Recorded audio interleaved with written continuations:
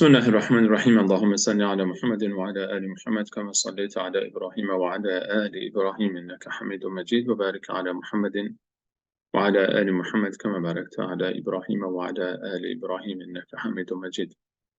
عرض سلام دارم و ادب و احترام خدمت همه شما خوبان و سروران. امیدوارم هر کجا که هستید در سایه الطاف اندر متعال موفق و پیروز و سربلند باشید.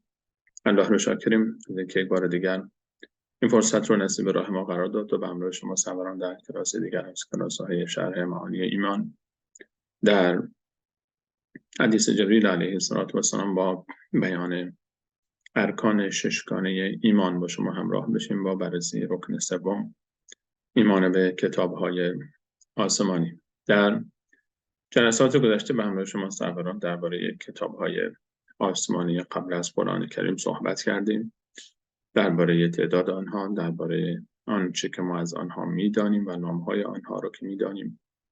درباره دو کتاب معروف تورات و انجیل صحبت کردیم و درباره بخش‌های مختلف تورات، بخش‌های مختلف انجیل، اناجیل چهارگانه، نسخه‌های مختلف تورات و درباره تحریفی که در آنها ایجاد شده است و انواع آن تحریف و دلایل موجود و از کتاب‌های موجود. و همچنین بحثمون رو ادامه دادیم درباره کتاب آسمانی آخرین کتاب آسمانی الله متعال بر رسول الله صلی الله علیه و سلم و کتاب عظیم قرآن کریم و صحبتمون رو درباره قرآن کریم آغاز کردیم و درباره این کتاب عظیم و نام‌های او و صفات او صحبت کردیم و تعبیری که در قرآن کریم برای خود قرآن کریم استفاده شده است. و در این جلسه به همراه شما سروران می‌خوایم درباره برخی ویژگی‌های قرآن کریم صحبت کنیم. این ویژگی‌های قرآن کریم که ما در صدد صحبت درباره آنها هستیم، از این بابت دانستنش مهم هست که ماهیت قرآن کریم رو برای ما بیان می‌فرماید و بیان می‌دارد. این آیاتی که در این باب صحبت خواهیم کرد و شناخت این موارد مهم است از آن جهت که ما در خصوصاً عصر زمانه ما صحبت‌هایی مطرح میشه و یک عده‌ای حرف‌هایی میزنن و عده‌ای که ژست روشنفکری به خود میگیرند و خود را متجددین مینامند و کسانی که بر این باور هستند که باید بازنگری بشود برخی از ثوابت دینی صحبت‌هایی میکنند درباره قرآن کریم و ماهیت قرآن کریم که بحث امروز ما یعنی شناخت ویژگی‌های قرآن کریم بیشتر به خاطر این هست که بدانیم در برابر این گروه و این افرادی که این گونه سوء برداشت کردن از کلام الله متعال چه واکنشی داشته باشیم و به صورت کلی تا چه حدی صحبت‌هایی که می‌شود درباره ماهیت قرآن کریم درست است و ما درباره هر کدوم از ویژگی‌هایی که صحبت رو درباره اونها آغاز خواهیم کرد. وقتی که صحبت بکنیم باز مطرح خواهیم کرد که در این باب چه میگویند کسانی که قرآن کریم رو به اصطلاح خودشان با دیدی جدید و تجدید نظر نگاه میکنند. ویژگی‌های قرآن کریم از ویژگی‌هایی که ما در این درس تلاش داریم درباره اون صحبت بکنیم، 9 ویژگی رو بیاری الله متعال درباره صحبت خواهیم کرد و اولین ویژگی که ما درباره این موضوع صحبت خواهیم کرد ویژگی بسیار مهمی است که قرآن کریم اولین ویژگی و مهمترین ویژگی که دارد کتاب الهی است. قرآن کریم اولین ویژگی که این کتاب دارد کتابی است که از سوی الله متعال برای ما فرستاده شده، برای ما انسان‌ها به صورت عموم از طریق رسول الله صلی الله علیه و سلم به دست ما رسیده است. قرآن کریم کتاب الله متعال است، یعنی اینکه کلام الله متعال است. به تعبیر دقیق‌تر کلام الله متعال است. اگر به خاطر داشته باشید ما در بیان موضوع یعنی سرآغاز و مقدمه بحث ایمان به کتاب‌های آسمانی چند ویژگی کلی برای همه کتاب‌های آسمانی ذکر کردیم و یکی از اونها این بود که اینها کلام الله متعال هستند.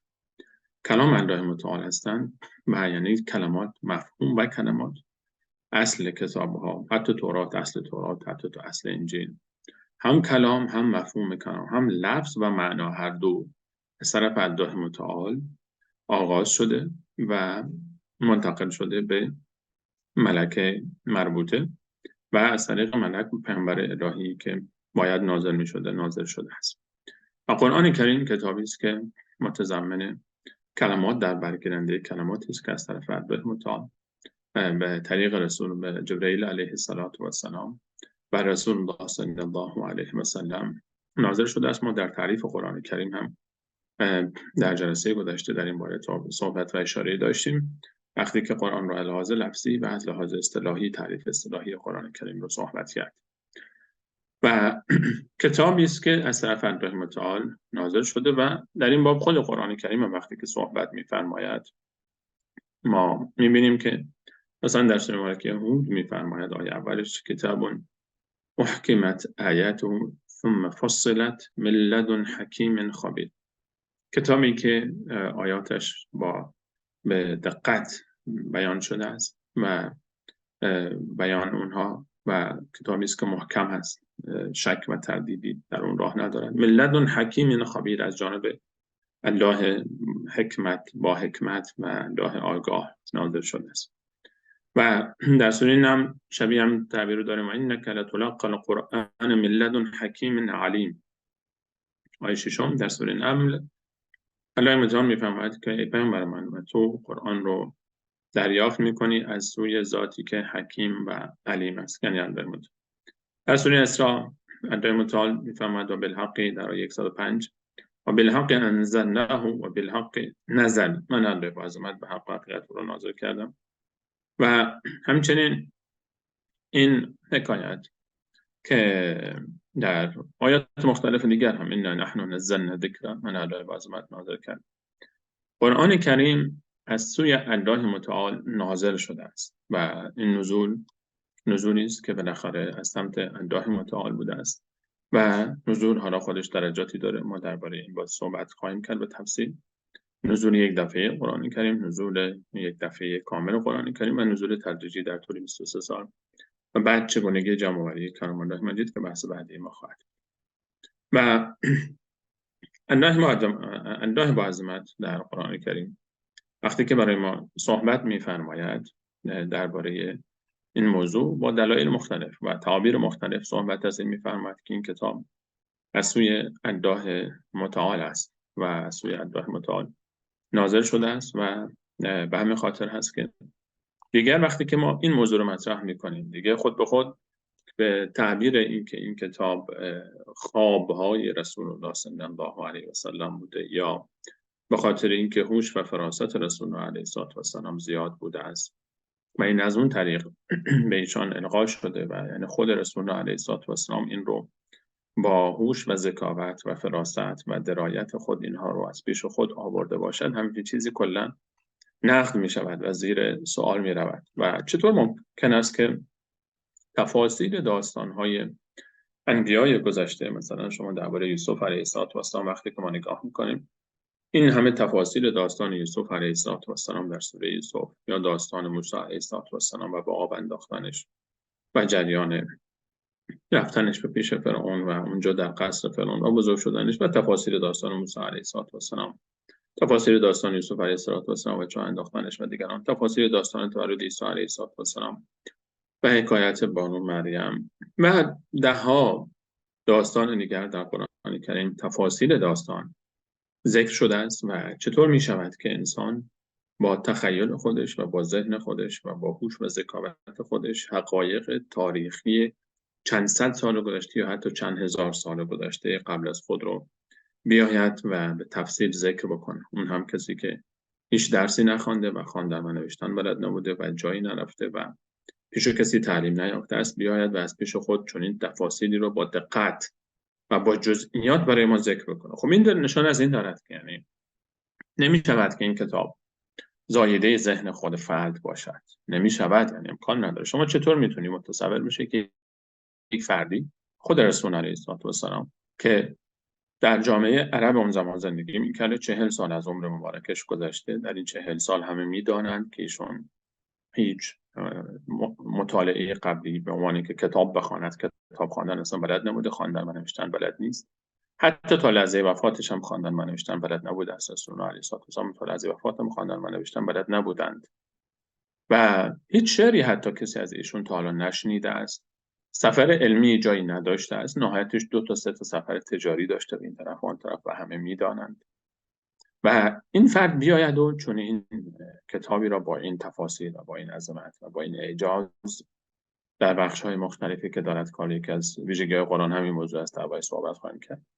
این چون این کتابی بیاورد و بعد در این کتاب چنین با تفاصیل داستان‌های تاریخی، حقایق تاریخی رو از گذشته بگوید و حتی برخی از اتفاقاتی رو در آینده قرار است به صورت اتفاقایی که به وقوع بپیوندد رو هم پیش بینی بکنه و درباره این مسائل نمی شود که پذیرفت به این راحتی که ما بگیم که خب این نشان از بلوغ رسول الله صلی الله علیه و سلم و نشان از نبوغ فکری ایشان داشته و نشان از این داشته که ایشان بسیار انسان تیزهوشی بوده، برخلاف آنچه که بعضی ادعا میکنن که این کتاب یعنی قرآن کریم وحی نیست، بلکه خود موضوع ذکر جبرئیل علیه السلام در نزول قرآن کریم و نقش ملائکه در نزول قرآن کریم و ذکر ملائکه قل من كان عدوا لجبريل فإنه نزله على قلبك بإذن الله مصدقا لما بين يديه و درباره مثلا جبریل علیه السلام که در این نزول قرآن کریم نقش داشته در آیه 97 سوره مبارکه بقره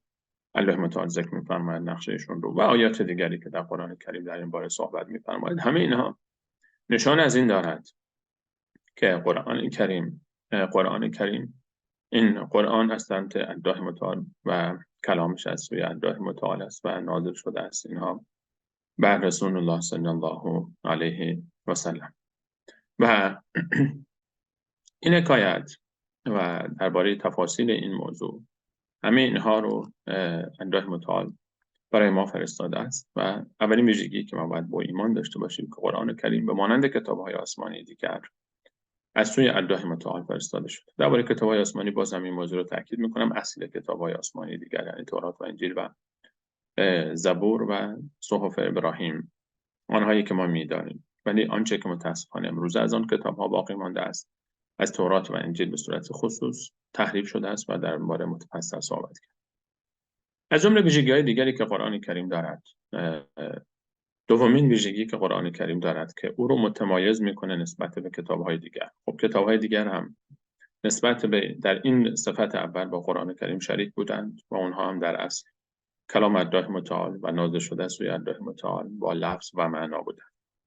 اما یک ویژگی دیگری که قرآن کریم را متمایز کرده از کتاب‌های گذشته و تورات و انجیل این هست که قرآن کریم ویژگی دوم، قرآن کریم کتابی است که این کتاب محفوظ مانده است، یعنی اینکه حفاظت شده است. قرآن کریم تحریف نشده با وجود گذشت بیش از 1400 سال از نازل شدن این کتاب و 14 قرن و تلاش دشمنان اسلام و قرآن کریم برای آوردن نسخه تحریف شده از این کتاب، ولی باز هم ما می‌بینیم که این اتفاق نیفتاده است و قرآن کریم تحریف نشد و دلایل فراوانی ما بر این داریم و اگر هیچ دلیلی هم باقی نباشد همین یک دلیل کافی است که شما الان نسخه‌ای رو که در خانه شماست با نسخه‌ای که در خانه بنده است با نسخه‌ای که در خانه هر مسلمان دیگری است با نسخه‌هایی که در هر مسجدی در هر گوشه‌ای از دنیای اسلام است،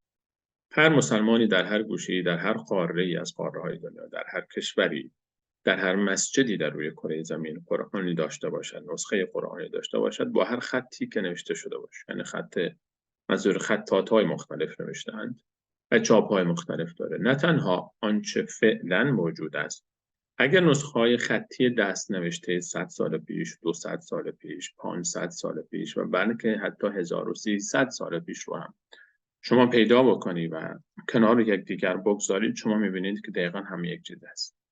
ما هیچ نسخه دومی از قرآن کریم نداریم. ما در هیچ جای دنیای اسلام نسخه‌ای نداریم که متفاوت با نسخه دیگر باشه.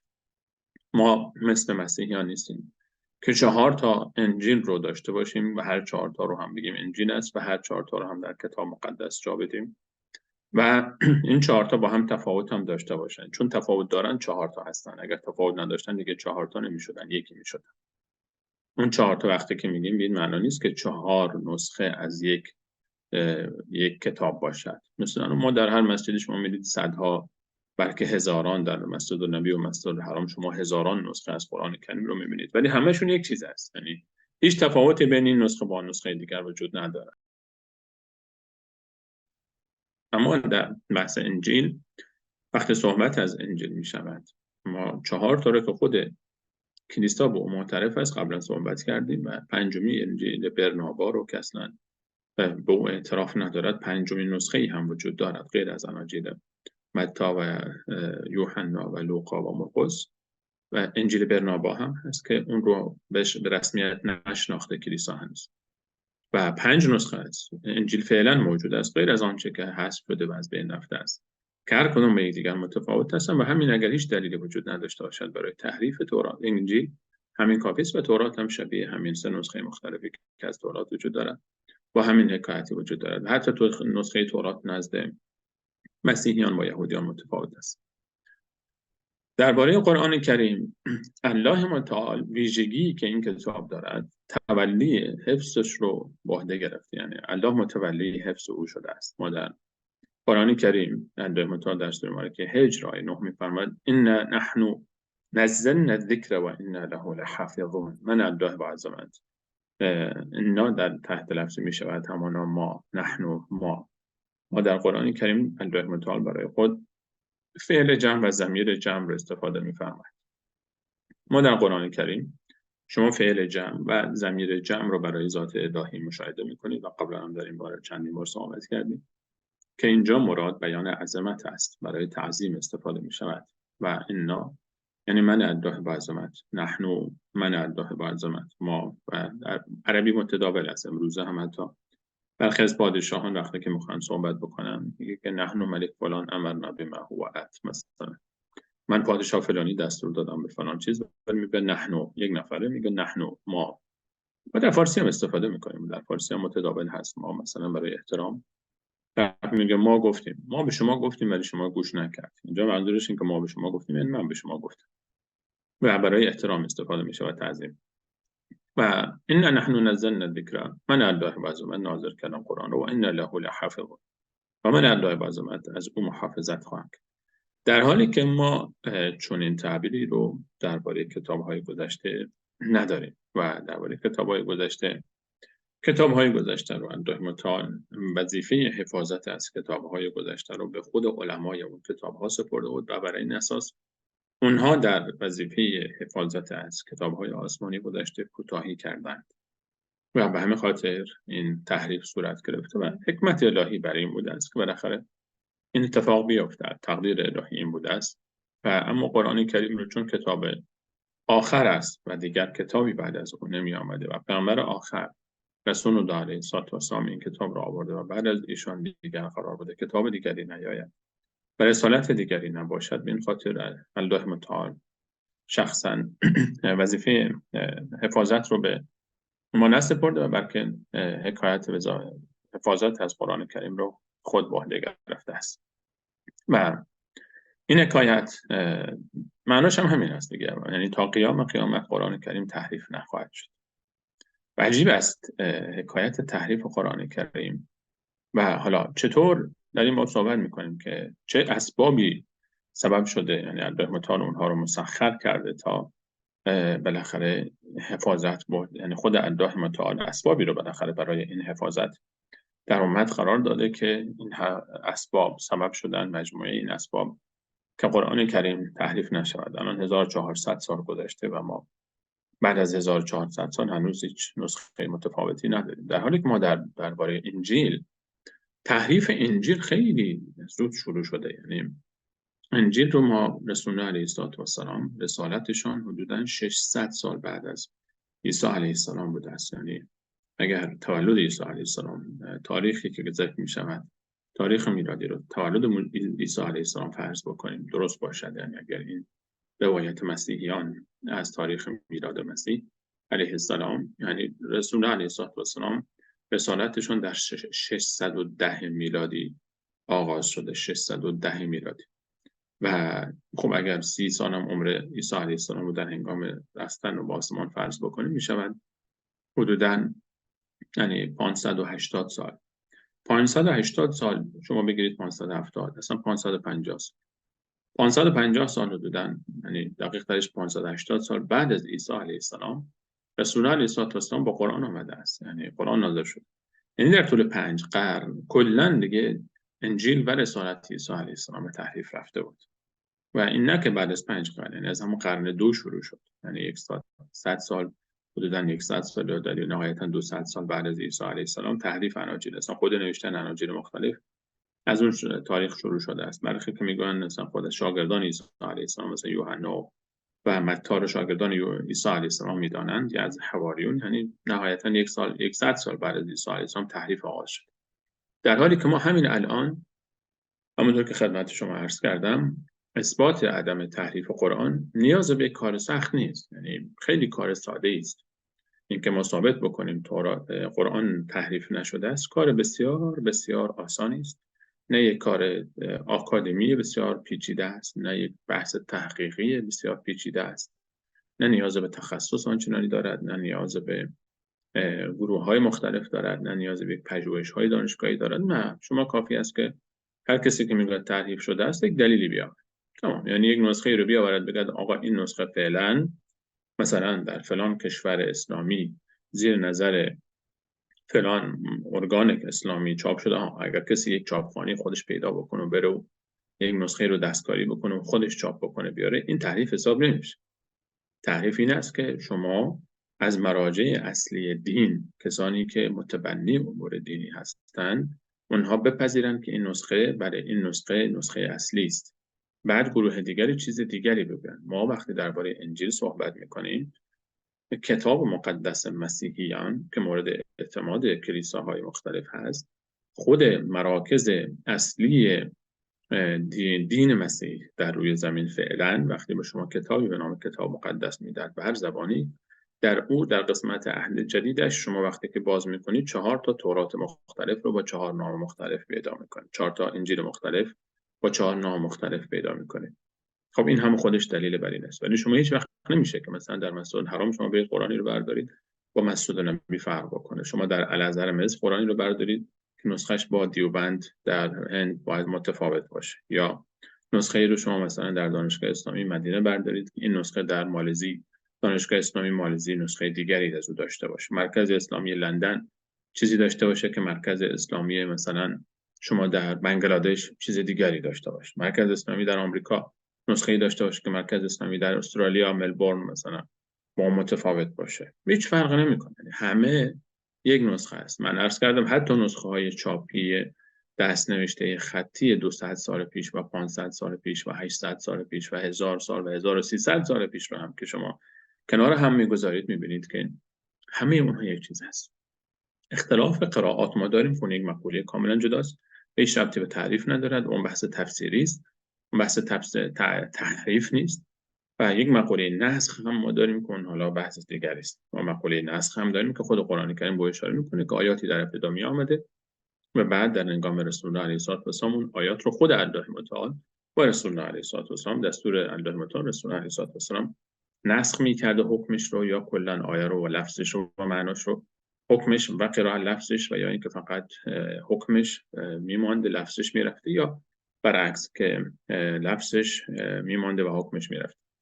اون از مقوله فقهی است، مقوله علمی است، اون تحریف نیست. این مقوله ما نسخ داریم، جایگزینی یک حکمی با حکم گذشته به خاطر نیاز زمانه، یعنی در ابتدای اسلام به خاطر اینکه تازه آیات نازل می شده. مراحلی ما داریم، مثلا برای حکم شراب در اسلام، تحریم شراب، ما 4 تا مرحله برای تحریم شراب در قرآن کریم داریم که خب مراحل مختلفش هنوز هر 4 تا آیه در قرآن کریم هست و اون 4 تا آیه خب مراحل مختلف تحریم شراب هستن. و مقوله نسخ یک مقوله کاملا جدایی است که مرتبط به مسائل فقهی و تفسیری است و ارتباطی با تحریف ندارد. وقتی ما صحبت از تحریف میکنیم، صحبت از تحریف وقتی که میشود دقت تحریف، منظور از تحریف وقتی صحبت از تحریف میکنیم یعنی اینکه کلا شما قرآنی رو بیاورید که این قرآن متفاوت با قرآن دیگری است و متفاوت باشه، تعداد آیاتش فرق بکنه، تعداد سوره هاش فرق بکنه و موضوع دیگه است. و حالا در این مسیر مسائلی که مطرح می شود از جمله اسبابی که رحمة الله برای حفظ این کتاب خود مقدر نموده است، یکی حفظ، یعنی به خاطر سپردن و از بر کردن و حفظ کردن این کتاب در ذهن مسلمانان است. از همون ابتدا صحابه بسیاری حافظان قرآن کریم بودند و آیات کلام الله مجید رو حفظ می‌کردند و حفظ داشتند و این در قلبها و در دلها حفظ شده است و چون حفظ می‌شده دیگه کسی نمی‌تونسته این رو بیاد و نسخه‌ای نبوده که حالا نسخه کلمه رو جابجا بکنه، خط بزنه، چون همه این رو حفظ داشتن و اگر کسی میومد این کار رو می‌کرد هم می‌دونستن حافظان قرآن که اینجا این نیست، این دستکاری شده، این اصلش این بوده است.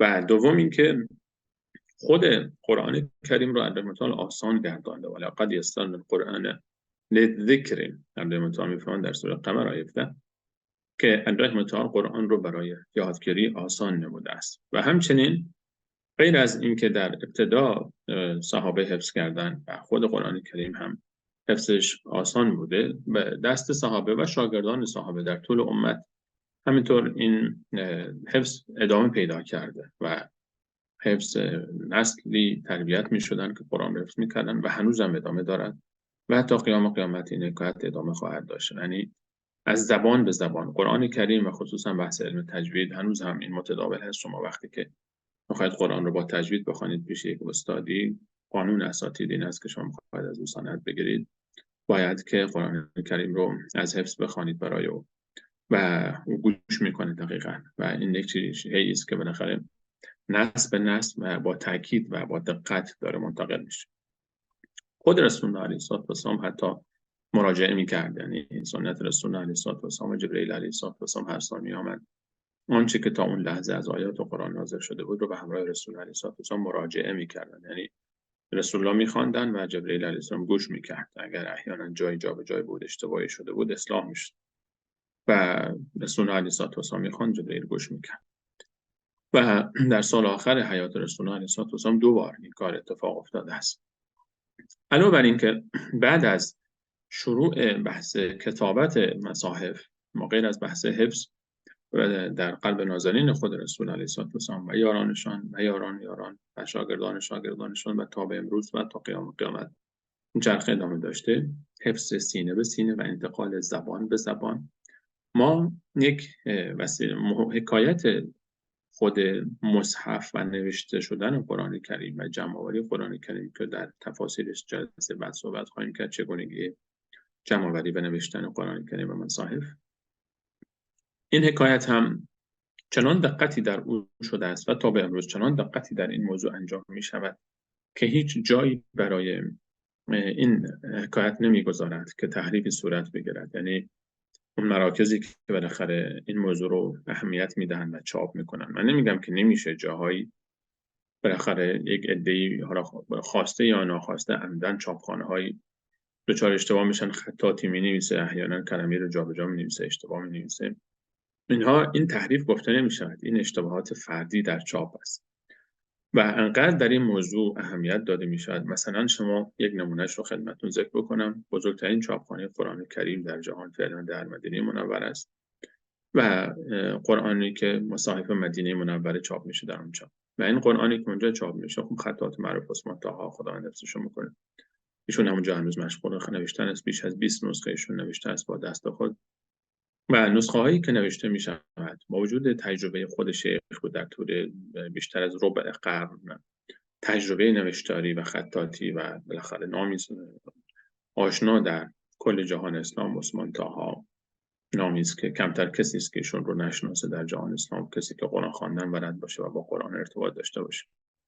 و ایشان علاوه بر اینکه خودش دقت فراوان خود رو داره، یک مجموعه این رو مجموعه‌ای از متخصصین قراء مختلف که هم به خط آشنایی دارن، هم به حفظ قرآن، حافظ قرآن، هم قاری هستن، هم روایات رو مختلف هستن، اینا همه تک تک تمام این نوشته ها رو قبل از اینکه به چاپ برود بررسی میکنن و بررسی میشه و زیر نظر اونها رد میشه. بعد از اینکه به چاپ میرود هم از چاپ وقتی خارج میشه تک تک صفحات قرآن کریم، با اینکه چاپ یک عکسی است از اون نسخه‌ای که مورد تایید بوده و دستگاه احیانا شاید در هنگام پرینت مثلا و چاپ اون صفحه یک نقطه رنگی بالا و پایین، مثلا یک نقطه بیفته یک جایی روی کلمه‌ای که اون نقطه سبب بشه این کلمه معنای دیگری پیدا بکنه و یک اشتباه تایپی از توی دستگاه صورت گرفته باشه احیانا. این رو هم با ذره‌بین‌هایی، اگر حالا نمی‌دونم فیلم‌هاش رو دیدید یا نه، تمام صفحات رو یک مصحف که آماده میشه، هر نفری، یعنی یک مصحف وقتی که آماده میشه، یک حافظ قرآن و مسلط به کل قرآن کریم وظیفش این هست که صفحه به صفحه ذره‌بینی دستش هست، خط به خط این قرآن رو میخواند، خط به خط کل قرآن کریم 604 صفحهش رو میبینه، بررسی میکنه که هیچ مشکلی، حتی یک نقطه‌ای پرینتر اشتباهاً جوهرش نیفتاده باشه اشتباهی، نه یک نفر، یک مجموعه حداقل 5 تا 10 نفر بررسی میکنن، نقاط مختلف رو بررسی میکنن و بعد شما هر مصحفی رو که باز میکنید نگاه میکنید اون صفحات آخرش چند تا مهر خورده، مهرایی که احیانا شماره ها دارد و این نشان از دقت در موضوع چاپ دارد. علاوه بر اون خب اون کیفیت کاغذ و کیفیت صفحات آرایی و اون ویرایش ها، آرایش هایی که انجام میشه و مینیاتور هایی که انجام میشه، اونها خب بحث های تزیینیش هست، کیفیت کاغذ و کیفیت چاپ. و هر نسخه‌ای که چاپ میشه یک چند نفره، حداقل 4-5 نفر تا 10 نفر احیانا یک نسخه رو بررسی میکنن و بعد 5-6 تا مهر میخوره، آخرش مورد تایید است که این نسخه بله، این نسخه یک نسخه سالم چاپ شده از مصحف شریف از قرآن کریم هست و میشه که این رو استفاده کرد. علاوه بر این که مثلا در خود کشور مثل سعودی با اون حجم مساجد و بالاخره مراکز دینی و قرآنی که مردم استفاده میکنن، کتابخانه ها، در هیچ مسجدی در حرمین شریفین با اون حجم بزرگ هیچ نسخه دیگری غیر از نسخه‌ای که این چاپخانه چاپ میکنه اجازه کسی ندارد، اجازه نداره اونها رو بیاورد و در مسجد بگذاره یا در مراکز دینی ببرد، چون مورد تایید باید باشه، حتما باید از صحت نسخه مورد تایید باشه و نسخه مورد تایید قرار بگیره. به همین خاطر اینها نکاتی هست که همه اینها، یعنی دقتی که امت داشته حتی در روی یک نقطه‌ای، حتی یعنی چاپخانه‌های قرآن کریم اینطوری نیست که هر کسی، کشورهای اسلامی به هر کسی اجازه چاپ بدن، مراکز اسلامی به هر کسی اجازه چاپ قرآن کریم داده شود و همه اینها تاثیر داشته. یعنی خب دقت مسلمانان و امت در خط و در نوشتن، همینها از جمله مواردی بوده که بالاخره تاثیرگذار بوده در بحث این که قرآن کریم تحریف نشه. خب پس دومین موضوعی که از ویژگی‌های قرآن کریم هست، غیر از این که کلام الله متعال است، کتاب قرآن کریم تحریف لفظی نشده است، یعنی لفظ همون لفظ است، دقیقاً همون چیزی رو که ما الان می‌خوانیم رسول الله صلی الله علیه و آله برای ما فرستاده، صحابه همین رو داشتن، کل امت همین رو داشتن و لفظ همان لفظ است. و البته باز تاکید میکنم یک مقوله ما داریم به نام قرائات که شما احیانا شاید مثلا یک جایی مثلا شما کلمه ما داریم مثلا در سوره حجرات که اینجا کن فاسقون بنبأ فتبینوا، در نسخه قرائت دیگری در روایت حفص فتبینوا خوانده میشه، روایت دیگری مثلا فتثبتوا خوانده میشود. اینها اختلاف روایات است، این تحریف نیست. اختلاف روایات هست، روایات مختلف دهگانه ما داریم که اینها روایت های مختلفی است که همه اینا ثابت است، یعنی قرآن با این روایت ها خوانده شد. این تعریف نیست، این تنوع روایات قرآنی است که خود رسول الله علیه السلام به ما اجازه داده که با این روایت ها بخوانیم، به این شکل بخوانید یا به این شکل یا به این شکل یا به این شکل یا به این شکل. اینها بحث تحریف کردن این مقوله ایجاد است. و اما در بحث کلیتش یک چیزه، حتی همون روایات هم شما وقتی که مصحفی نوشته میشه، یعنی مصحف خامه اصلی کلام همونه، یعنی فتبینوا با فتثبتوا، فقط نقطه ها جابجا میشه. ما یکی از ویژگی‌هایی که بخشید مصاحف دارن، یعنی مصحفی که نوشته میشه، من با شیخ عثمان طاها وقتی صحبت میکردیم ایشون میگفت من نسخه رو که مینویسم فتح و کسره و نقطه و اینها رو نمیگذارم و وقتی که دلیل رو جویا شدم میگفت که چون این نسخه‌ای که نوشته میشود با تمام روایات سازگار است، بعداً من بر اساس روایتی که قراره این مصحف چاپ بشه فتح و کسره و نقطه هاش رو بعداً میگذاریم. یعنی خامه اصلی حرف کلاً همین است. ما صحبت ما تحریف که میگیم روی همون خامه اصلی حرف است. اون فتح و کسره ها و نقطه ها بر اساس روایات احیانا تغییر میکنن و هیچ تناقضی هم نداره. یعنی از معجزات قرآن کریم در بحث روایات باز این هست که ما وقتی که روایات مختلف رو شما کنار هم میگذارید، مثلا فتبینوا با فتثبتوا، تناقضی با هم ندارن، یعنی دو برداشت زیبا از یک تعبیر است. فتبینوا، تبیین بکنید و شما یعنی به وضوح موضوع رو واضح بکنید، بررسی بکنید. فتثبتوا، تثبیت بکنید، مطمئن بشوید. و موارد مثل این که حالا بحث قرائات رو می‌طلبد که انسان دربارش صحبت بکنه و وقت بگذاره. و هیچ تناقضی با هم ندارن و هیچ تعارضی با هم ندارن و هر کدامش یک بعدی از موضوع رو در بر میگیره. کنم خب باز یک اجازه بعد دیگری از قرآن کریم اجازه بلاغه قرآن است. سومین ویژگی قرآن کریم بعد از الهی بودن و بعد از محفوظ ماندن از تحریف، کتاب معجزه بودن این کتاب است. از جمله ویژگی های این کتاب این هست که این کتاب معجزه هست. یعنی تعریف معجزه این هست که یک امر خارق العاده که امر خارق معجزه وقتی میگیم یعنی چی؟ معجزه یعنی چیزی که از عجز میاد، یعنی دیگران رو امر خارق العاده که دیگران از آوردن به مانند آن عاجزند. دیگران از آوردن به آن عاجزند و تعریف کاملترش میشود امر خارق العاده که به تحدی میگیرد، دیگران رو به چالش میکشد و چالش میده دیگران رو اگر میتونید مثل این کار رو انجام بدید و کسی نمیتواند به مانند آن بیاورد و به دست پیامبری الله متعال او رو به دست یک پیامبری انجام میدهد. این تعبیر علمی و تعبیر اصطلاحی معجزه است و تعبیر عربیش میگن امر خارق للعادة مقرون بالتحدي سالم من المعارضة یظهره الله علی ید رسوله یا رسوله. امر خارق العاده که همراه با تحدی باشد، چالش دادن و به چالش طلبیدن و کسی نتواند با او معارضه کند، یعنی نمونه‌ای مثل او بیاورد و الله متعال او رو بر دست پیامبرانش انجام میدهد. یعنی قدرت از سمت الله متعال است به اذن الهی و به دست پیامبران الهی انجام میشد. و این موضوع همون حکایتی است که بالاخره این معجزه بودنش رو معجزه وقتی که میگیم قرآن معجزه است و قرآن کریم معجزه است چون همه این ویژگی ها رو دارد. یک امر خارق العاده است و از صنع بشر نیست، کسی نتوانسته به مانند آن را بیاورد. و وقتی که میگیم معجزه است، یک معجزه بودنش رو چند تا مسئله رو باید مد نظر ما باشد که قرآن کریم معجزه است و از اینجایی که معجزه است یعنی که قدرتی فراتر از بشر او را آورده. کلام الله متعال است. دیگران نمیتوانند به مانند آن بیاورند. معجزه یعنی همین دیگه، یعنی دیگران از آوردن به مانند آن عاجزند. خود قرآن کریم به تحدی گرفته و چالش گرفته مخالفانش رو. کسانی که نمیگویند، کسانی که میگن قرآن کلام بشر است، کلام الله نیست.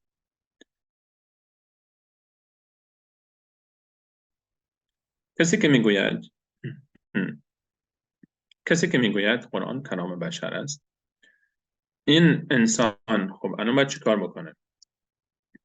اگر میگن قرآن رو کلام خود محمد است، درست؟ الان کسی که قبول ندارد قرآن یک کتابی است از سمت الله متعال، ما صحبت ما با کسی است که بالاخره وجود خالقی رو به نام الله متعال پذیرفته است. یعنی قدم اول قبول داشته باشه که آسمان و زمین خالقی دارد به نام الله متعال و اون پیامبرانی فرستاده و حال درباره قرآن میخوام صحبت. و کسی که نمیپذیرد قرآن کلام الله است، میگوید کلام بشر است، معناش اینه که کلام الله نیست، یعنی انسان ها نوشته. خب چرا انسان های دیگری نتوانستند کتابی به مانند این بیاورند؟ در خود این کتاب آمده است. اولا شما وقتی که نسبت میدهید این کتاب رو به محمد مصطفی صلی الله علیه و سلم، چگونه ممکن است انسانی که خواندن و نوشتن نمیدانسته است و تا وقت وفات هم نمیتوانسته بخواند، قبل از 40 سالگی هم عرب سراغ نداشته که یک شعر حتی گفته باشد و چنین بلاغتی رو، چنین فصاحتی رو، چنین زیبایی رو، چنین شیوایی رو، چنین دقتی رو در مسائل مختلف، در ابعاد مختلف بتواند که بیاورد و به تصویر بکشد. خب کسانی که میگویند خب خیلی انسان زیرکی بوده و باهوش بوده و توانسته این کار رو بکنه، خب شما هم که اگر واقعا او انقدر انسان زیرکی بوده و باهوش بوده که توانسته چنین کاری بکنه که شما از انجام آن عاجز هستید، خب چرا پیروی نمی‌کنید از این انسان زیرک باهوش و آقا؟ اگر واقعا چنین شخصیتی با چنین توانمندی توانسته چنین کاری بکند که شما از انجام آن عاجزید، پس اون از شما بهتر بوده است، عاقل‌تر بوده، زیرک‌تر بوده، باهوش‌تر بوده، دانشمندتر بوده است. و خب چرا شما از او پیروی نمی‌کنید؟ چرا اعتراف نمی‌کنید به اون که او از شما بهتر بوده است؟ و چرا وقتی که بهتر است حرفش رو نمیپذیرید؟ و اگر غیر از این است که بگید، خب اگر بگید شما کلام بشر است، ثانیاً اگر کلام بشر است، خب یک نمونه مثل آن بیاورید. خود قرآن کریم در سوره مبارکه طور آیه 33 و 35 تا 33 تا 35 فرمود ام یقولون تقوله، آیا میگویند که از پیش خود آورده این رو، نوشته از پیش خودش محمد صلی الله علیه و سلم. بل لا یؤمنون، ایمان ندارن به این کتاب. فلیأتوا بحدیث مثله ان کانوا صادقین، اگر راست میگویند که کتاب مثل این بیاورید. اگر شما میگید محمد نوشته، خب شما هم که از محمد خود رو بهتر میدانید، بسم الله، یک کتاب شما بنویسید مثل این. ام خلقوا من غیر شیء ام هم الخالقون. و اینجا صحبت از همین است که در همچنین در سوره هود باز الله متعال فرمود یک سوره بیاورید. و ام یقولون افترا، اول 10 تا سوره فرمود. ام یقولون افترا، آیا میگویند که آیه 13 سوره هود، آیا میگویند که این را از پیش خود نوشته است؟ قل فأتوا بعشر سور مثله مفتریات، شما هم یک 10 تا سوره مثل این خود نوشته بیاورید. میگید از پیش خود نوشته، شما هم یک 10 تا سوره از پیش خود بنویسید. بعد من استطعتم من دون الله ان کنتم صادقین، اگر هر کسی رو هم که میخواهید به کمک بخوانید، به کمک بخوانید غیر از الله متعال. فإن لم يستجيبوا لكم، اگر نتوانستن، فاعلموا انما انزل بعلم الله، پس بدانید که این کتاب از جانب الله نازل شده و لا اله الا هو فهل انتم مسلمون، و خدای جز او نیست، پس آیا شما تسلیم میشوید؟ و بعد فرمود در سوره بقره آیه 23 که در همون ابتدای قرآن کریم هست، و این کنتم فی ریب مما نزلنا علی عبدنا فأتوا بسورة من مثله، اگر شما شک دارید در آنچه که من الله عظمت بر بنده خود نازل کردم، فأتوا بسورة من مثله و دعوا شهداءکم من دون الله ان کنتم صادقین، یک سوره مثلش بیاورید اگر شما راست میگید، هر کسی را هم میخواهید به کمک بتونه.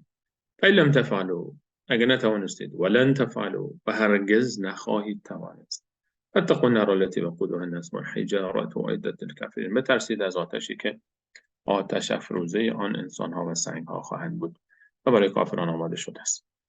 و شبیه همین رو ما در سوره اسراء داریم. صراحتاً الله متعال می‌فرماید قل ان اجتمعت الانس والجن على ان یأتوا بمثل هذا القرآن، اگر انسان‌ها و جن‌ها همه با هم جمع بشن تا به مانند این قرآن رو بیاورند، لا یأتون بمثله، نمی‌توانند این کار رو بکنن، ولو کان بعضهم لبعض ظهیرا، ولی اینکه به هم دیگر رو پشتیبانی کنن و از هم دیگر حمایت هم بکنن، هرگز نمی‌توانند که چنین کاری رو انجام بدن که بیاورند کتابی به مانند قرآن کریم.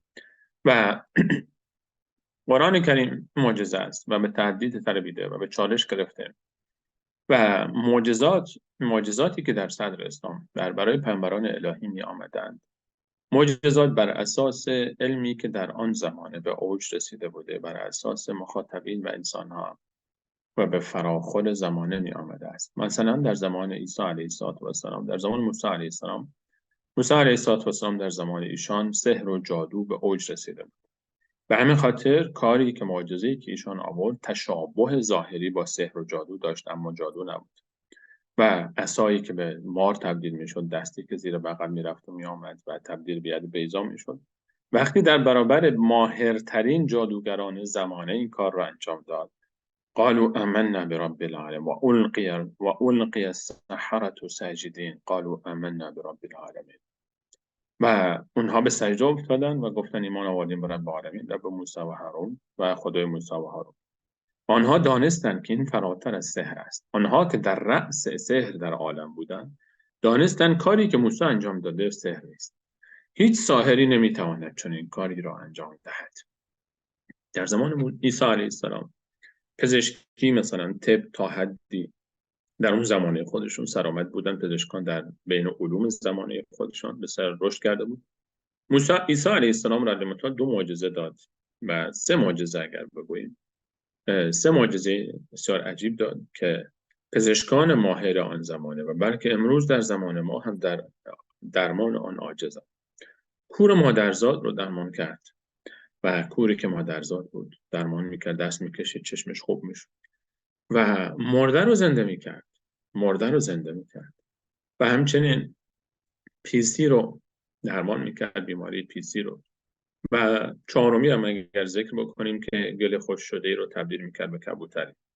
پزشکان امروز دور زمانی ما هم در این امر عاجزند که سلول مرده ای رو تبدیل به زنده بکنند، دوباره او رو زنده بکنند و حیات ببخشند و نمیتوانند مرده ای رو زنده بکنند.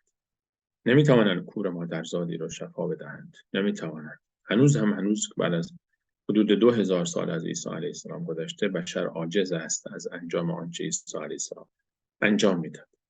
و در زمان رسول الله علیه السلام، از اونجا که پیامبر آخرالزمان بود و از اونجا که این کتاب آنجا که معجزه‌ای که بعد می آورد معجزه‌ای بود که بالاخره برای تمام انسان‌های آخرالزمانی باید باقی می‌ماند. معجزه زمان رسول علیه السلام مطابق با نیاز زمانه. بزرگترین دستاورد بشر در آخر زمان علم است و علم به صورت گسترده‌ای و عجیبی در حال رشد است. علاوه بر اینکه در خود زمان رسول علیه السلام هم در اون جامعه عرب ادبیات و بلاغت و فصاحت و سخنوری سرآمد علوم و فنون زمانه منطقه بود و تا جایی که مثلا دیوان سبع معلقه داشتن، دیوانهایی در شعر گفته بودن و اونها رو افتخار میکردن و به دیوارهای کباویزان کرده بودن، دواوین سبعه میگفتن. و ادبیاتی که قرآن کریم داشت بر همه اونها غالب شد. قرآن کریم معجزه‌ای بود که هم با جامعه عرب آن زمان که در فصاحت و بلاغت و سخنوری و کلام و شعر سرآمد بودند مبارزه میکرد با اونها رو مبارزه طلبید و تحدی طلبید با بلاغت قرآن، با فصاحت قرآن، با شیوایی قرآن و ادبیات قرآن. علاوه بر این که این قرآن بعدها هم در عصرهای مختلف تا به امروز و تا قیامت درباره موضوع علم هیچ تناقضی با علم ندارد و هیچ پیشرفت علم نه تنها نتوانست که این کتاب رو زیر سوال ببرد، بلکه هرچه علم پیشرفت میکند بیشتر به عظمت این کتاب پی میبرد و در برابر او زانو میزند. و به همین خاطر قرآن کریم کتاب معجزه‌ای است و معجزه است و معجزه بودنش بیشتر وقت خودش نشون میده که این کتاب رو کسی آورده است که خواندن و نوشتن نمیدانسته است و یک انسانی بوده است به مانند دیگران و تا 40 سالگی هم نه شعری کسی ازشان شنیده بوده است و نه خطبه‌ای و نه کلامی و نه تحصیلاتی و نه کتابی و نه نوشته‌ای.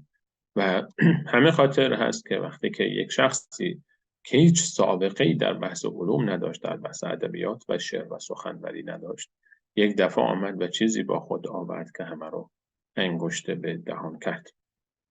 علاوه بر این که معجزه بودن و تحدی بودن قرآن کریم از یک بعد دیگه هم قابل بررسی است. اینکه با وجود این که قرآن گفت اگر از کلام غیر الله متعال است یک سوره مانند او بیاورید و عرب اون زمان هم در سخنوری زبان زد بودند و بسیار سخنور بودند و دشمن رسول الله علیه السلام هم بودند و این انگیزه رو هم شدیداً داشتند که در مبارزه با رسول الله علیه السلام او رو ساکت بکنند و لاجواب بکنند و این تحدی او رو باطل بکنند و این چالشی که اونها با او درگیر بودند رو پاسخ بدهند، تلاش هم کردند اما موفق نشدند.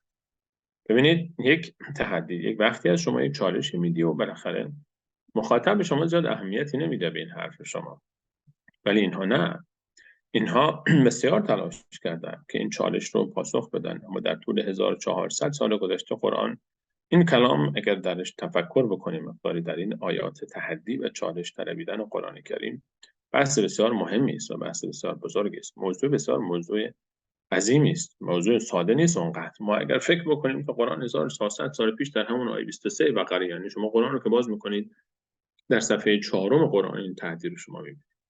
4مین صفحه قرآن کریم رو ورق بزنید، شما صفحه 4 که میرسید آیه آخر صفحه 4 پایین سمت چپ آیه 23 و 24 بقره رو وقتی شما میخوانید به این آیه میرسید که و این کنتم فی ریب، اگر شک دارید که این از جانب غیر الله، از جانب الله نیست، آنچه که منم بر بنده خود نازل کردم شک دارید، یک سوره مثل اون بیاورید. شما میگید اینو محمد نوشته، خب شما بنویسید. 1400 سال است قرآن میگوید اگر شما قبول ندارید کلام الله هست شما بسید بنویسید. چرا ننوشته کسی؟ چرا کسی نتوانسته کتابی بیاورد؟ این همه عرب‌های دشمن رسول الله علیه السلام بودند. این همه کسانی که در طول 14 قرن گذشته با اسلام مسلمین جنگیدند و قبول نداشتن که این کتاب الله هست و میگفتن انسانی آورده است، کلام الهی نیست. خب چرا کتاب دیگری مثل این ننوشته کسی؟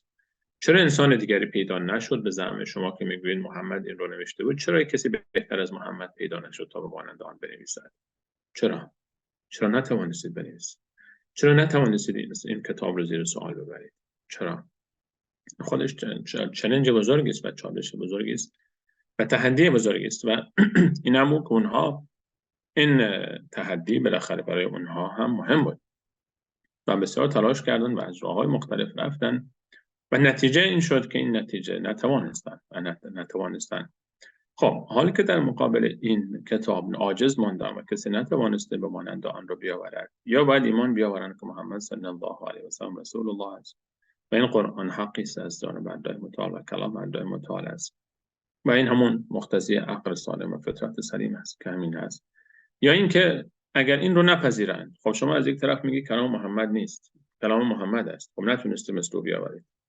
وقتی نتوانستید دو حالت داره دیگه، یا باید بپذیرید کلام الله محمد است، خدای محمد است و اصلا تداه نازل شده و هیچ درزی لای این کتاب نمیرود.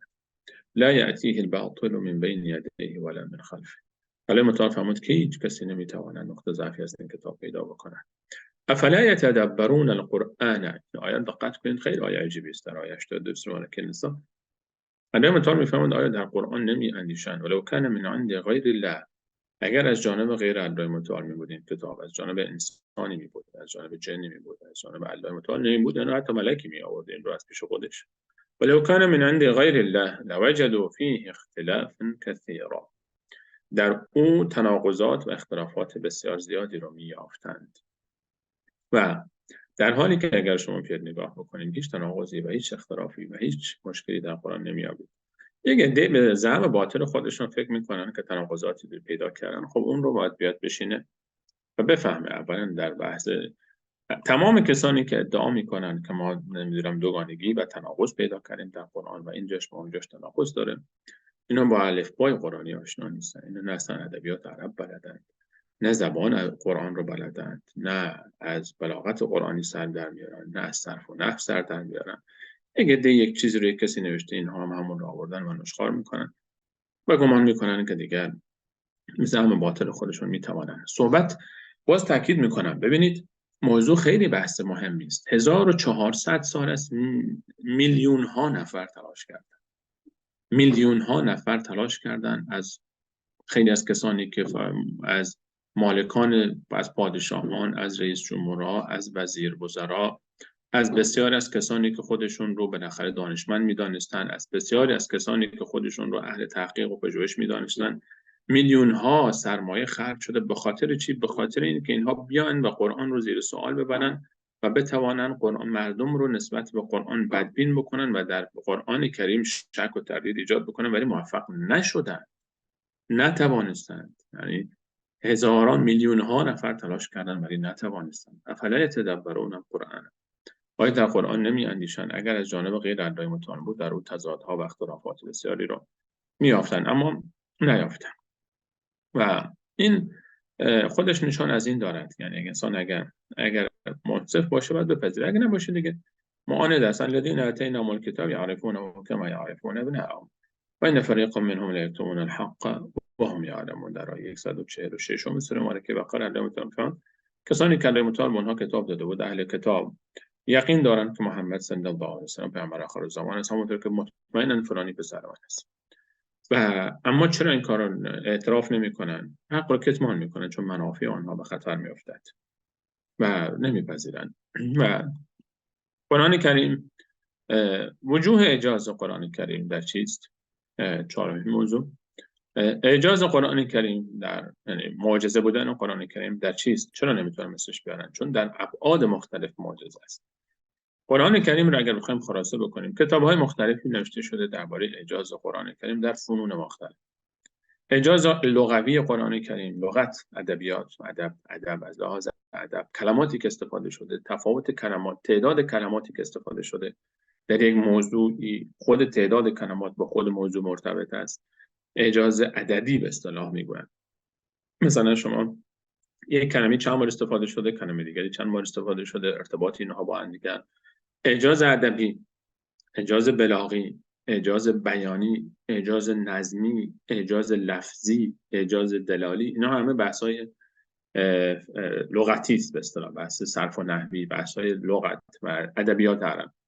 در خود ادبیات عرب اعجازهای مختلفی داره. در فنون مختلف ادبیات عرب قرآن کریم چه از لحاظ لغوی، ادبی، بیانی، بلاغی، نظمی، لفظی، دلالی، همه اینها درباره اینا کتاب‌ها نوشته شده. هر کدوم از اینها کتاب‌هایی در این باره نوشته شده. وقتی انسان میره در بحر خود ادبیات این کتاب، فقط سوای مفاهیم این کتاب، یعنی کلماتی که استفاده شده، دقت انتخاب کلمات، دقت در خود کلمات، و این زبان هم عربی هم که قوی‌ترین زبان دنیاست به اعتراف تمام دانشکده‌های زبانی در کل دنیا، مسلمان و غیر مسلمان، که زبان قوی‌ترین زبان دنیا زبان عربی است. حالا این زبان با این بیش از 12 میلیون لغت در این زبان هست، با این اعجازی که دارد و با این عظمتی که دارد، قرآن در ابعاد مختلف اعجاز دارد.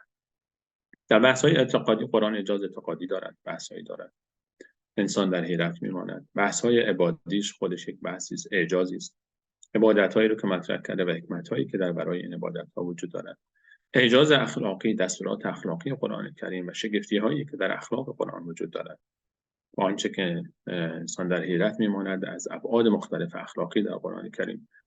اعجاز تشریعی دارد، احکامی که متناسب با هر زمانه مطرح می شود. اعجاز تاریخی دارد، حقایق تاریخی در قرآن کریم هست که خیلی از تاریخدانان نظریات خود را عوض کردن بعد از اینکه آشنا شدن با قرآن کریم و با او آشنا شدن و آمدن و قرآن را مطالعه کردن.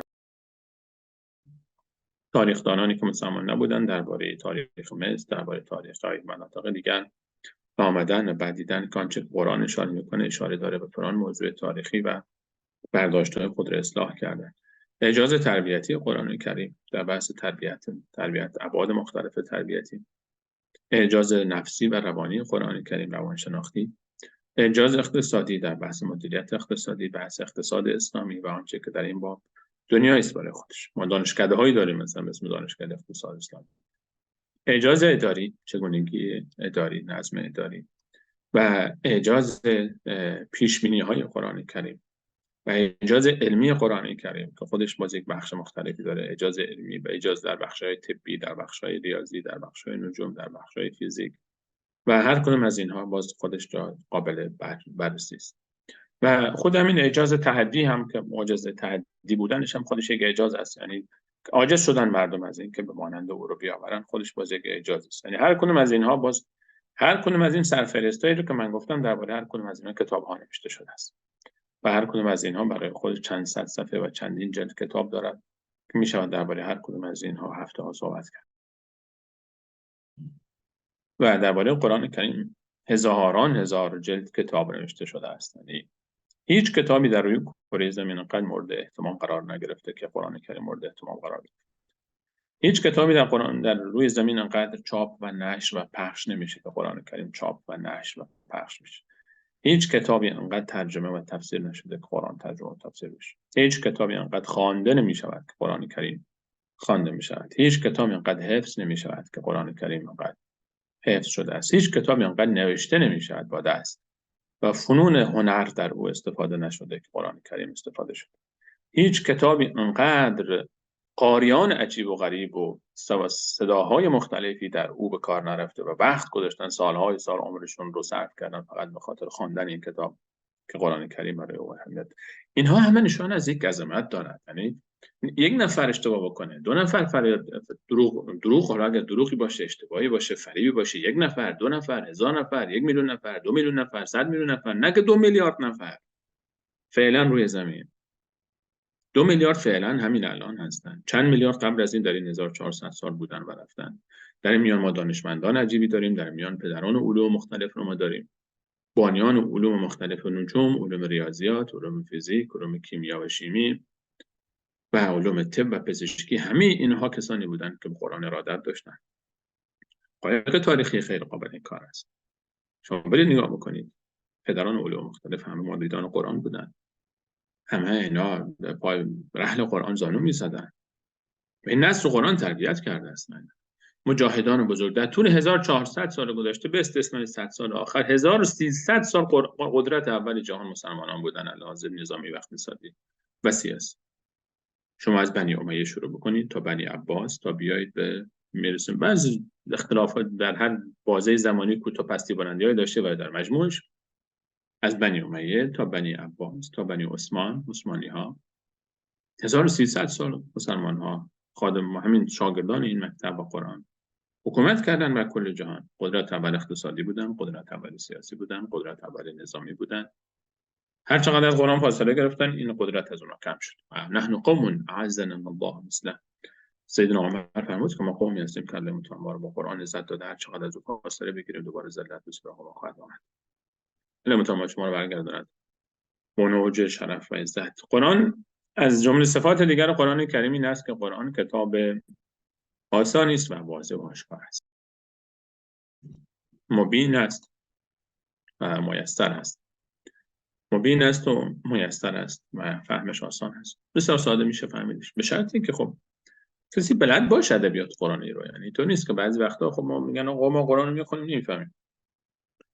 کسی که بالاخره یعنی وقتی آسان است، وقتی آسان میشه که انسان یاد بگیره ادبیاتش رو، صرفش رو، نحوش رو، بلاغتش رو، اعجازش رو مطالعه کاملی کرده باشه، ابجدیات علوم رو یاد بگیره، بعد موقع آسان میشه دیگه.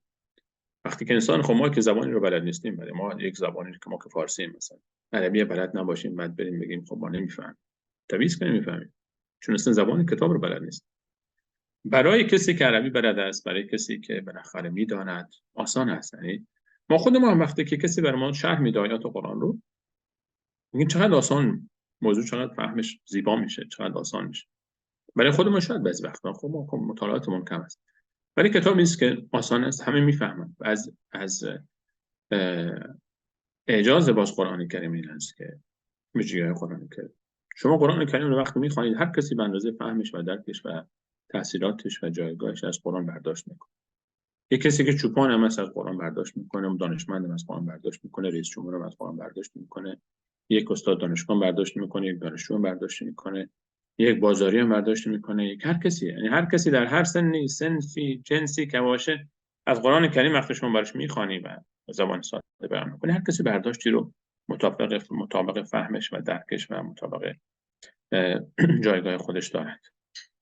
و قرآن کریم آسان است و قرآن کریم فإنما یسرناه بلسانک چندین جا ولقد یسرنا القرآن للذکر لمتفهم قرآن آسان کردم و انما یسرناه بلسانک در سوره مریم آیه 90 میفهمد من اون رو به زبان تو آسان کردم.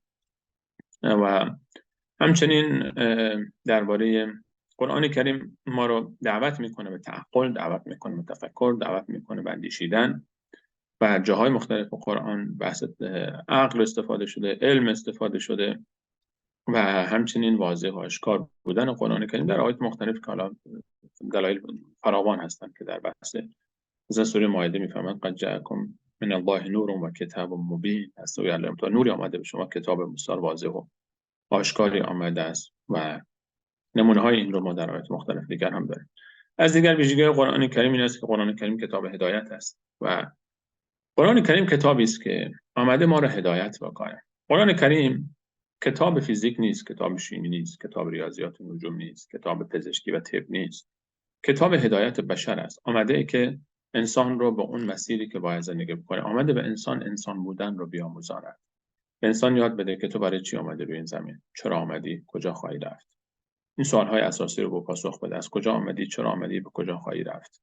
مسیر زندگی تو چیست؟ وظیفه تو روی زمین چیست؟ چیکار باید بکنی؟ به انسان بودن رو یاد میدهد. او رو تربیت میکنه، یک انسان تربیت میکنه به معنای واقعی کلمه. و به او یاد میده با خودش چطور رفتار کنه، با دور و بریاش چطور رفتار بکنه، رابطه انسان با انسان رو، رابطه انسان با انسان‌های دیگر، رابطه انسان با خودش و انسان‌های دیگر و خالق خودش و ماحول و جامعه خودش رو تنظیم میکنه. آمده او رو در این دنیا هدایت راهنمایی کنه که چیکار باید بکنه. کتاب زندگی انسان است کتاب قرآن. اما در میان اشاراتی به فیزیک داره، اشاراتی به ریاضیات داره، اشاراتی به نجوم داره، اشاراتی به چون انسان در این فضا زندگی میکنه، اشاراتی به همه این علوم هم دارد.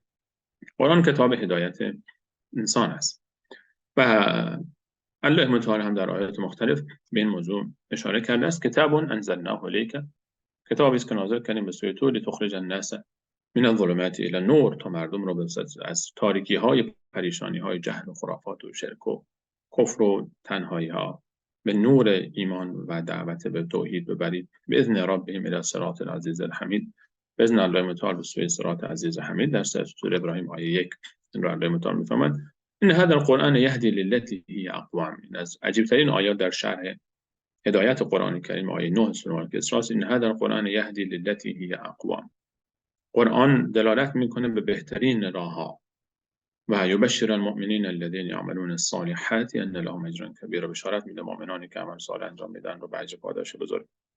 و از جمله این از آیاتی است که در خود همین آیه، در شرح این آیه جلدها کتاب نوشته شده. ان هذا القرآن یهدی للتی هی اقوم، قرآن به بهترین ها دلالت میکند، به بهترین راه ها دلالت میکند. و خود همین عرض کردم هر کدوم از اینها میترود که ما درباره اون جلساتی رو صحبت بکنیم و بحث های مختلفی رو در این باره داشته باشیم. از ویژگی‌های دیگر قرآن کریم این است که قرآن کتابی است برای همه انسان ها و برای کل انسان هاست، نه برای یک گروه عرب.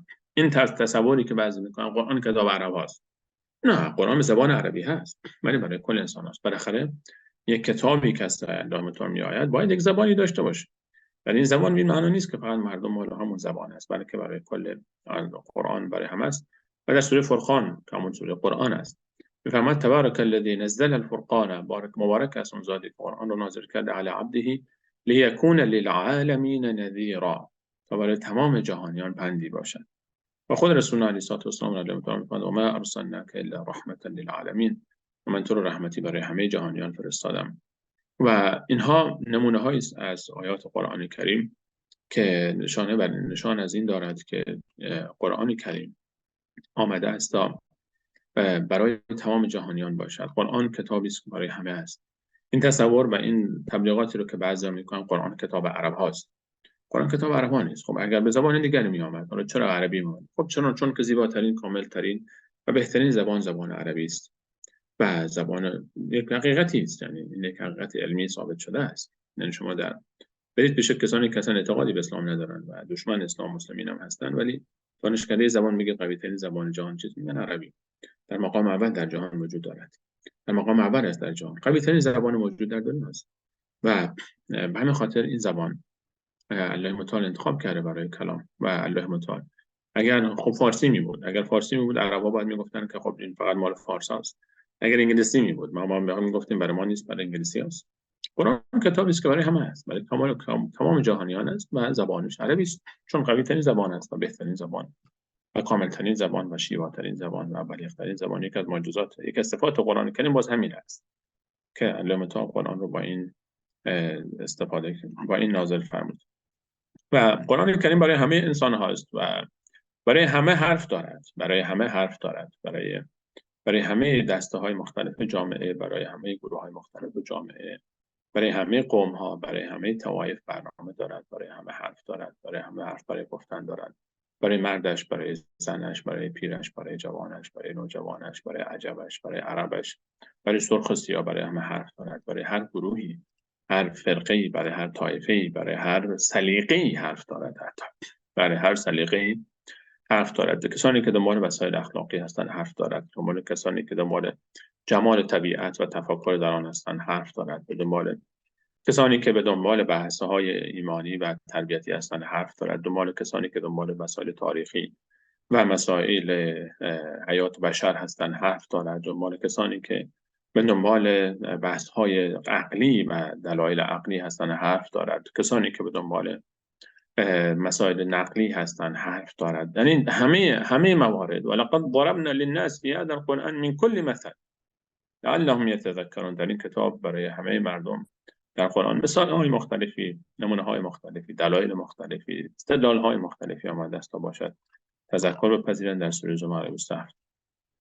از ویژگی‌های دیگر قرآن کریم این است که برای همه زمان هاست، برای همه انسان ها و برای همه زمان هاست. یعنی فقط مال 1400 سال پیش نیست. این قرآن کریم و قرآن کریم علیه متعال در آیه 89 نحل می‌فرماید که و نزلنا علیک الکتاب تبیانا لکل شیء و هدی و رحمت و بشری للمسلمین. برای تو کتاب نازل کردیم که بیانگر هر چیزی است که انسان در مسیر خود برای رسیدن به الله متعال نیاز دارد و هدایت و رحمت و بشارتی است برای مسلمانان و طبیعتاً برای همه مسلمان هاست.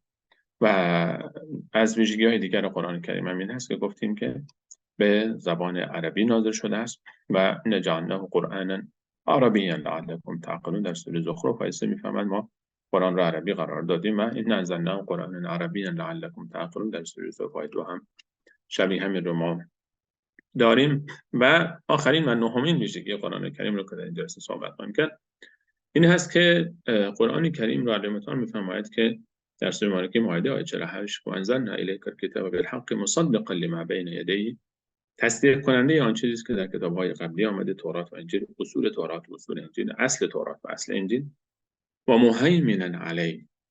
و مهیمنا علی معنی مهیمنا رو اینجور ترجمه کردن برخی از مفسرین که یعنی این که قرآن کریم رقیب علی الکتب السابقه و یک معنی رقیب آوردن، معنی امین آوردن و معنی حافظ آوردن، یعنی اینکه امین و شاهد و حاکم بر کتاب‌های قبلی است.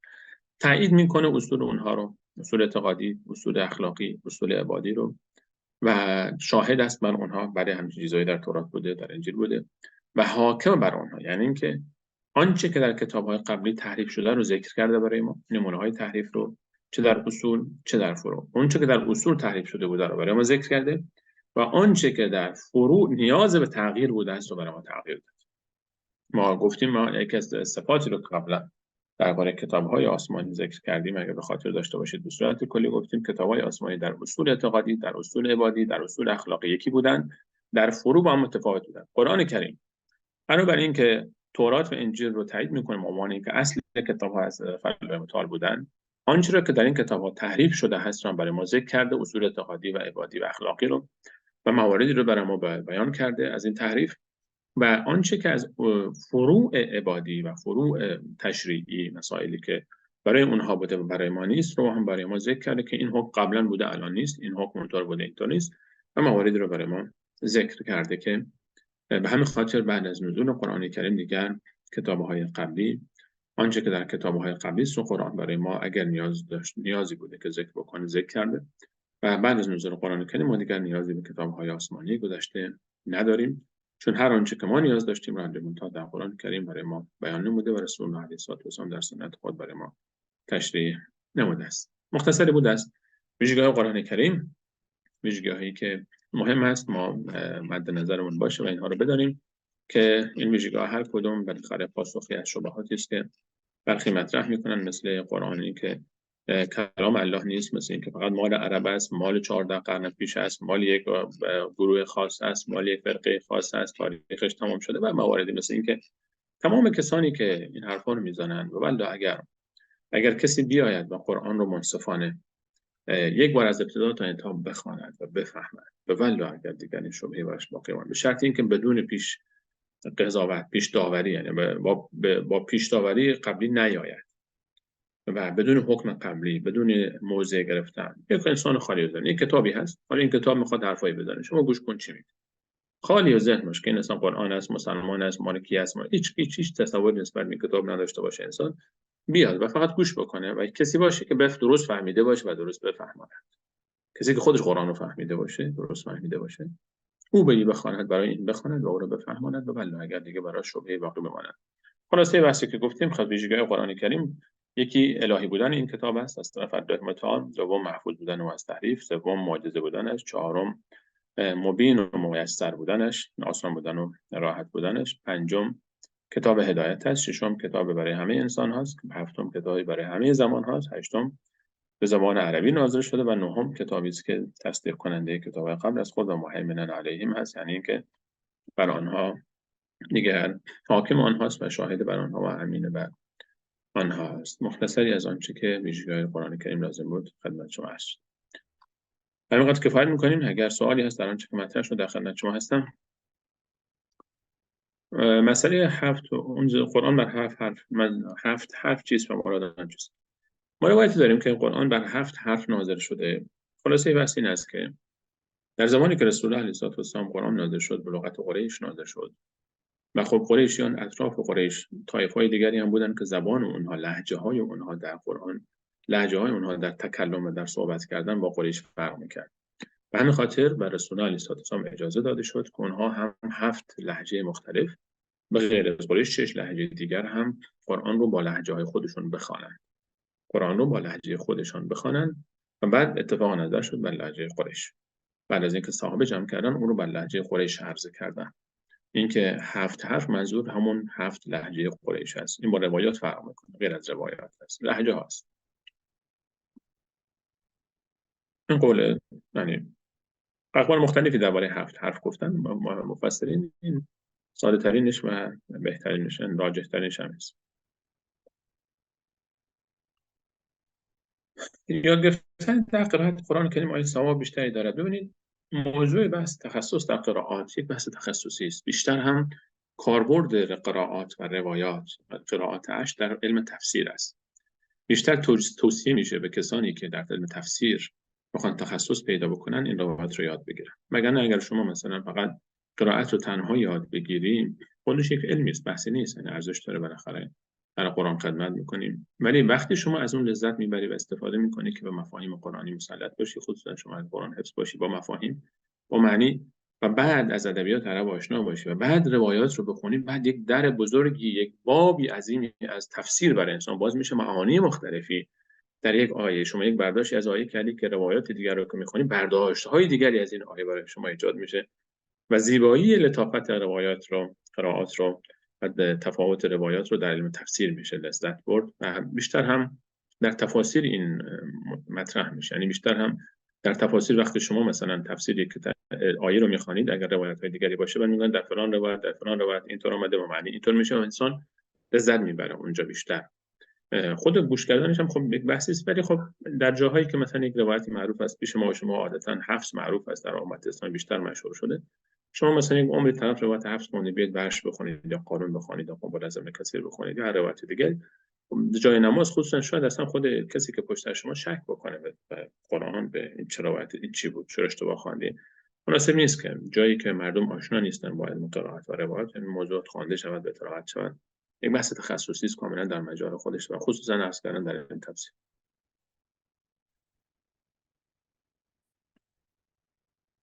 بارک الله فیکم و جزاکم الله خیر. من یک کتابی رو برای شما انشالله با عنوان دراسات به تاریخ الیهودی و نصرانی قول داده بودم بفرستم، فراموش کرده بودم. اینو میفرستم، حتما مطالعه بکنید در بحث یهود و نصرانیت. و در پایان دعا میکنیم الله متعال مجاهدین غزه رو بر دشمنان غاصب یهودی صهیونیست پیروز بگرداند و این پیروزی رو که تا اینجا آمده است ادامه بدهد و تکمیل بگرداند و شر یهودیان و غاصب رو، از فتنه اونها رو از امت اسلامی کم بکند، مسجد اقصی رو از رجس یهود و پلیدی یهود پاک بگرداند. و همچنین دعای رحمت و بخشش میکنیم برای همه عزیزانی که در زلزله اخیر غرب افغانستان در منطقه هرات از دنیا رحلت فرمودند و الله متعال گذشته فرمود رحمت بخشش و مغفرت قرار بده در هر دو حادثه، چه غزه چه فلسطین عزیز، چه در هرات عزیز. و الله متعال همین گذشتگان ما شما را بخشیده بیامرزد و ما شما توفیق استقامت، فهم صحیح دین و حسن خاتمه بر مسیر توحید عنایت بفرمایید. و بارک الله فیکم و جزاکم الله خیر. السلام علیکم و رحمت الله و برکاته.